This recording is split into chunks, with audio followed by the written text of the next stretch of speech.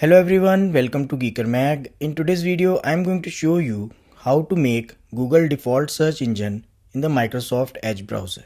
With default settings, when you search using the address bar or the search box on the new tab page, it opens the Bing. So let's make it search with Google. Click on the three dots icon available on the upper right corner and select Settings. In the Settings, switch to Privacy, Search and Services tab.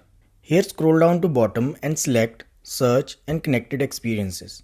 Next, select Address Bar and Search. Click on the drop down next to Search Engine used in the address bar. You will find Yahoo, Google, DuckDuckGo and Russian search engine, I guess. Select the one you want. I will go with Google. Next, move on to this option that reads Search on new tabs uses search box or address bar. Using the drop down next to it, select address bar. Now if you search anything using the search box, it will be redirected to address bar. I hope this helps. If you find this video useful, like it and subscribe to the channel. Thanks for watching.